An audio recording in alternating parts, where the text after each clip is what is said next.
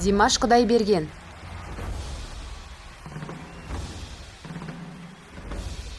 Ғажайып дауыс иесі.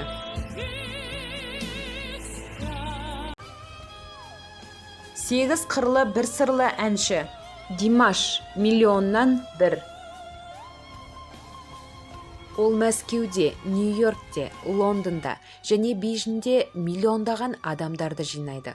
Оның кең дауыс диапазоны ғарыштық және өте сирек кездеседі. Әнші баритоннан тенорға, тіпті әйел сопраносына оңай ауыса алады.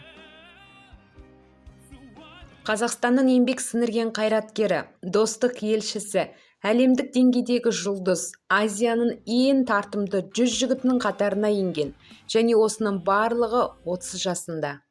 Дінмұхамед Құдайберген Қанатұлы 1994 жылы 24 мамырда Ақтөбе қаласында дүниеге келген. Димаштың ата-анасы танымал әншілер Қанат және Света Айтбаевтар. Димаштың әкесі Қанат Айтбаев облыстық филармонияның басшысы. Анасы Светлана Айтбаева облыстық мәслихат депутаты. Димаштың ата-әжелері де музыкалық адамдар.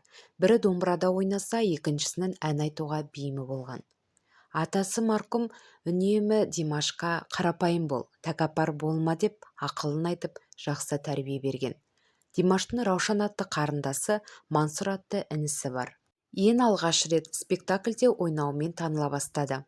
5 жасында музыкалық колледж сахнасында алғаш рет әнші ретінде ән салған. 6 жасында Айналайын республикалық байқауының фортепиано номинациясында жеңімпаз атанған. 2010 жылы Байқоңырдың әсем дауыстары халықаралық фестивалінің 1-ші жүлде лауреаты атанды. 2012 жылы Жас қанат республикалық жас ән орындаушылар байқауының гран-при жүлдесіне ие болып, осы жылы Восточный базар халықаралық байқауында 1-ші жүлде лауреаты атанды. 2013 жылы Димаш Құдайберген Мейкін Азия 1-ші халықаралық фестивалінің жеңімпазы болды. Сонымен қатар, Димаш Витебск қаласында өткен 24-ші халықаралық эстрадалық ән орындаушылар Славян базар 2015 байқауында гран-при жеңіп алған. 2 күн ішінде жас әнші 175 ұпай жинаған. Бірінші күні ол Константин Меладзе композиторының «Опять метель» әнін, ал екінші күні француз әншісі Григорий Лемаршел репертуарынан алынған SOS Danterian Ande Dresse әнін орындады. 2015 жылы 28 қазан күні Стамбулда Димаш Құдайберген Абу ТВ халықаралық Азия тынық мұхит фестивалінде Қазақстан Республикасының атынан алғаш рет қатысты. Димаш кішкентай кезінен бастап әнші болуды армандаған. 2 жасында басқа балалар машинаның суретін салса, Димаш студияның, яғни микрофон, дыбыс күшейткіш, колонкалар, компьютер, эквалайзер, сахнаның суретін салған. 3 жасынан бастап үлкен сахнада өнер көрсетуді армандаған және арманын ғарышқа жіберіп қойған. Шүкір, ақырындап орындалып келеді дейді жас әнші. Кішкентай кезінде есте қалатын ыстық естеліктері ол анасының велосипед алып бергені. Республикалық деңгейдегі Айналайын атты жарыста медаль, сертификат және 1000 теңге алған кезі. Ол грамотаны, медальды және 1000 теңгені алып, әжесіне апарып беруге асыққаны жайлы айтады. Ол атақты болғаннан кейін қуанышпен қатар кішкене қорқыныштың бойын алғанын айтады. Себебі адамдар барлық жүрегімен маған, менің өнеріме назар аударды. Олардың көңілін қалдырудан қорқамын дейді Димаш. Қорқыныш мені келесі жылы ұмытып кетеді деген емес. Көрермендердің, отбасымның, достарымның көңілінен шығуға тырысамын. Ата-анамның менен көңілдері қалғанын қаламаймын. Ол өте қорқынышты дейді. Ата-анасы Димаш үшін барлығы. Оларға шексіз разы, мақтан тұтады. Ата-анасы Димашты жақсы тәрбиелеген, өзін қалай ұстау керек екенін, өмірдегі барлық жағдайға дайын болу керектігін айтып түсіндірген. Димаш Құдайберген 5 жасынан бастап фортепианода ойнауды үйренген. балалар хорында ән айтқан. Ол 2014 жылы Димаш Ахмет Жұбанов атындағы музыкалық колледжде академиялық ән орындау сыныбын тәмамдап, Қазақ ұлттық өнер университетінің эстрада өнері факультетіне түсті. Димаш серб, итальян, француз, ағылшын, орыс, қытай, тағы басқа тілдерде ән орындайды. Димаштың балалық шағы өте бақытты өтті. Бала кезінде таэквондо, жүзу, вокал, фортепиано өнерін үйренген. Таңертеңнен кешке дейін уақыты болмаса да, балалармен жиналып футбол ойнауға, қыдыруға уақыт тапқан. Барлық қарапайым балалар сияқты өмір сүрдім. Музыка мектебіне бардым және спорт үйірмелеріне қатыстым, дейді жас әнші. Бүгінде Димаш қазіргі заманның ең танымал әншілерінің бірі. Оны Қазақстан, Ресей, Қытай, Америка және Европа қошеметтеп жатыр. I'm Singing талант шоуы 2017 жылы өтті. Димаш ең жас қатысушы болды. Ол финалға шықты, бірақ жеңімпаз атана алмады. Музыкант екінші орынға ие болды. Бірақ аспанасты елінің барлық дерлік тұрғындарының жүрегін жаулап алды. Осылайша 2019 жылы оның алғашқы студиялық альбомы ID Қытайда бар болғаны 37 секундта платина болды. Абсолютті рекорд жасады. I'm Singing байқауына қатысқаннан кейін әлемнің түкпір-түкпірінен көптеген продюсерлік компаниялар қазақстандық дарынды жас үшін кезекке тұрды. Қазір Димаш үлкен сұранысқа ие. Шоулар мен концерттерде ғана емес, ерекше келбеті бар салтанатты әнші әлемдік жарнама және модельдік агенттіктердің назарын аударды. Музыкант әйгілі мұқабаларда бірнеше рет пайда болды. Ал қытайлық әуе компаниясы тіпті бір тақтасын әншінің суреті бейнеленген билбордпен безендірді.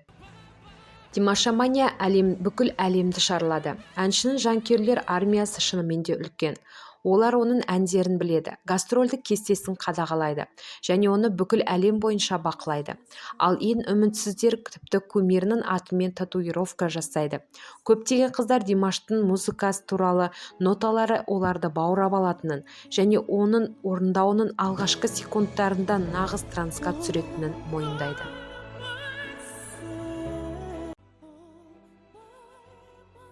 Димаш қарапайымдылық пен талғамның эталоны. Таңғажайып аудитория және өзінің ғажайып дауысымен талғампаз шеберлер бұл дарынды жас әлемге жаңа тіл, музыкаға деген махаббат тілін бере алды, дейді. Димаш музыка мен достық, дүниежүзілік бейбітшілік үшін жақсы байланыс екеніне сенімді. Достық туралы айтатын болсақ, әйгілі қытайлық актер және каскадер Джеки Чан Димаштың өнерін теледидардан көріп, оның әніне тәнті болды және бірден осы дарынды әртіспен танысқысы келді. Содан бері әнші, экшн жұлдызы жақсы достар. Димаш өзінің табысына қарамастан жұлдыздықты ұстамады.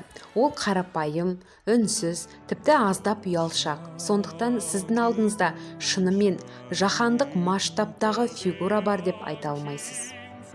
Бүгінгі таңда музыканттың өмірі алдағы жылдарға жоспарланған. Тур кестесі тығыз, концерттер, қойылымдар, жанкүйерлер, гүлдер, қошемет, жаңа әндер, жаңа таныстар, жаңа елдер, жаңа эмоциялар және көптеген музыкалар. Өйткені Димаштың дауысы жай ғана сыйлық және ғажайып нәрсе емес, ол адамдардың жүрегін елжірететін, көрермендерді таңғажайып әлемдерге апаратын және әлемді аз да болса жақсырақ және жарқын ететін нәрсе. Димаш өзін классикалық жанрдан рокқа дейін әртүрлі жанрларда сынап көреді және образдарды оңай ойнайды. Әнші романтикалық және батыл немесе жұмбақ болуы мүмкін. Мысалы, оның соңғы бейнебаяны Golden, қазақша аудармасы алтын. Бұл жай ғана бейне емес, тұтас фантастикалық фильм. Бас айналдыратын қуылар, атыс шабыс, төбелес және әрине жақсылықтың зұлымдықты жеңуі мен керемет әрекет.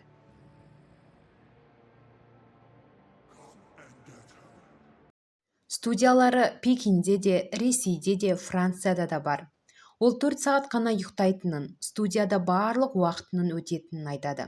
Кешке кіргеннен ертең түсте студиядан шығатын күндері де болған. Димаш жеке өмірі туралы айтқысы келмейді. Ол менің жеке өмірім деп қысқа жауап қайтарды жұлдызымыз. Бірақ жүрегі бос, әлі өмірлік серік таппағанын да айта кетті. Әлемде соғыс болмағанын, әр адам лайықты өмір сүргенін, әр ісіміз үшін жауап беретінімізді білуіміз керек. Менің жанкүйерлерім жан-жақтан болса да, бір-бірінің тілін білмесе де, бір-бірін құшақтап, күліп, риза болуда дейді. Америкадағы жеке концерті болғанда 54 елден жиналған халық қазақ тілінде ән айтқанда бұл сондай рахат болды дейді. Мен кішкентай кезімнен бастап осыны армандадым. Because this day, unforgettable day. Can you sing with me? Only you.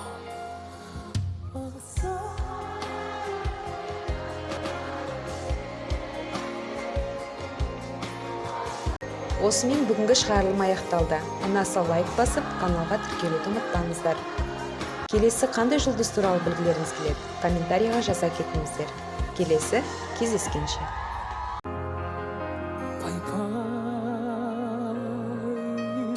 Bye bye.